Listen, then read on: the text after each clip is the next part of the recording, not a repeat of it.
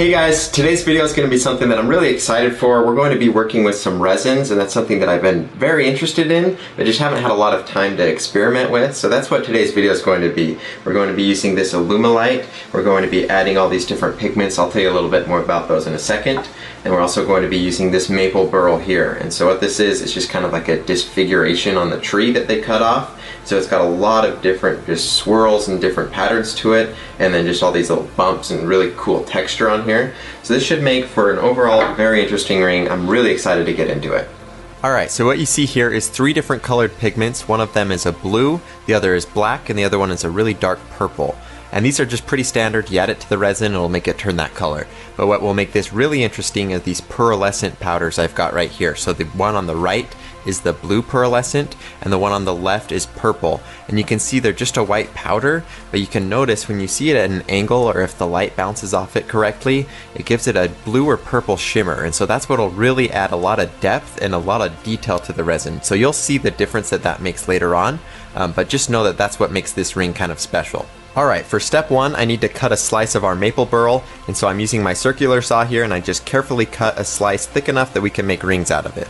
My next step is going to be pouring out 3 different containers of resin, and there's an A and a B side to it, so you'll see I'm weighing them. I need to have an equal weight of the A side as well as the B side in here. That way I can get the proper mixture. That way it'll harden completely and I won't have any fogginess in the resin when I'm done. So I mixed 2 small containers. That will be for the black and the purple, which I want to be less noticeable in the ring, and then 1 big container that will have the blue in that. I want that to be the main color. Now you'll see me adding the pigments and the pearlescent powder to the resin, and I need to add enough pigment so that it's not see-through. On these rings in particular, I don't want these to be see-through at all. I could go for a different style and I could make it slightly transparent, but that's not what I'm doing here. So I have plenty of pigment, and then I put in a lot of that pearlescent powder into both the purple and the blue resins. And once I have the ring finished in those final product photos, that's where you'll see that pearlescent swirl that it has to it, and that's what really adds to this ring. That's what makes it really look nice.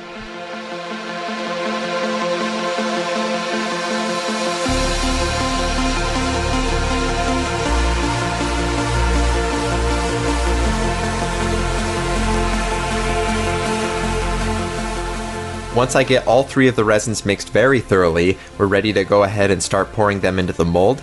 And so you can see I start with the blue. That's what I want to be the main color, and that's what you'll notice I pour the majority of. And then the purple and the black resins I'd pour a much smaller volume of, but I want to make sure that the color shows up in each and every ring that I make out of this. And so I swirl it around very tightly all around the mold. I'm just pouring a much thinner stream of it while I'm doing that. And as a finishing touch, I run this popsicle stick all the way through the resin. That is just making extra sure that we have every single color showing up in every single one of the rings that I make. You'll also notice I'm very careful not to overuse the popsicle stick. I just put it in the resin and I draw that one single line through it, and then I'm done. I do not want these resins to mix all together. That way it'll just make one ugly color, and I want to be able to have the 3 distinct colors that all look unique and special in their own way. Now I'm finished pouring the resin, but I still have a little bit left over in my mixing cups, and so I just pour these into these 2 different containers. These will just be my overflow. I didn't want to waste the material. That way once I fill these up, I'll be able to make rings out of them, and they'll hopefully look pretty cool and definitely be really unique.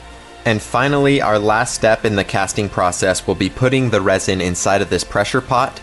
Once I do that, I use my air compressor and I add about 50 psi to it, and that'll completely crush any of the air bubbles that we had in there, and that will leave us with material that has absolutely no air bubbles in it.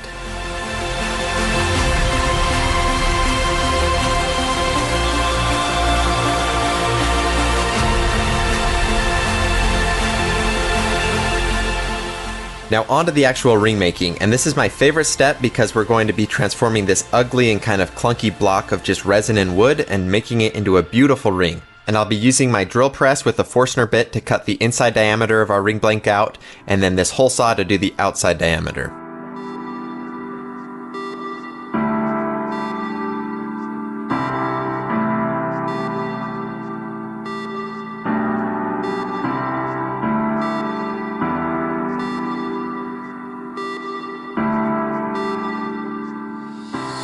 Now I've got the ring blank ready to go. It's time to switch over to the lathe and start trimming this down, making it an actual ring shape. So to do that, I'll be putting the blank on this expanding ring mandrel, and if you didn't know, those are available on my supplies website.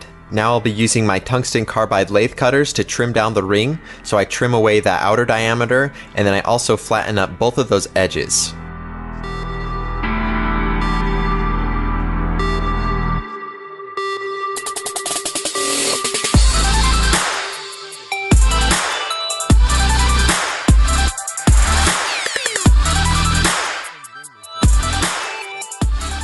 Now I put the blank inside of the lathe jaws, and then I use this boring bar to cut it to the correct inside diameter.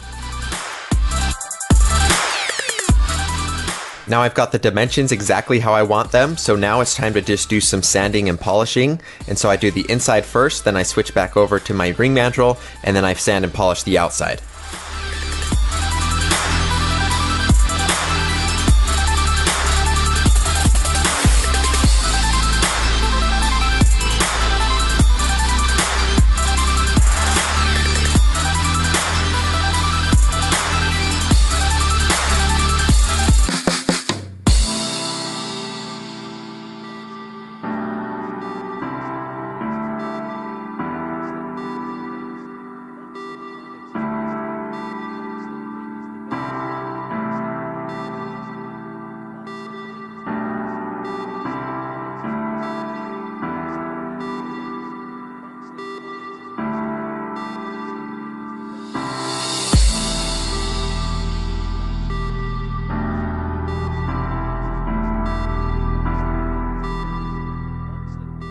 Once I've sanded it up to about a 1500 grit, I put a CA finish on it, and that'll make the resin and the wood really stand out and pop and give it a really nice and glossy finish.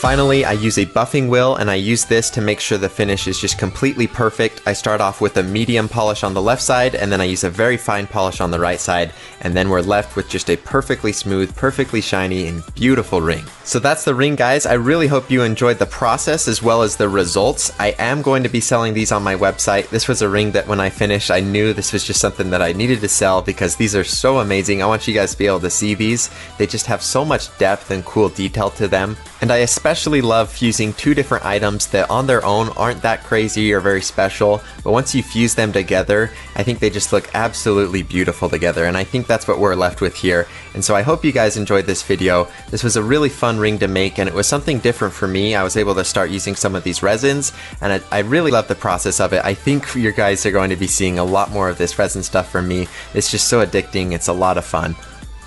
But anyways, guys, just thank you so much for watching. If you haven't subscribed already, you can do that. That way you can see all of my new and recent videos. And then, of course, if you haven't already, be sure to follow me on Instagram. That's where I show stuff that's just behind the scenes. I'll post discount codes, do giveaways, all of that over there. So be sure to follow me over there. And as always, I have links down to both of my websites in the description below. There's patrickadairdesigns.com. That's where you can order any of the custom rings that I do. And then patrickadairsupplies.com. And that's for if you're interested in making the rings yourself. Anyways, guys, thank you so much for watching, and I'll see you in the next one.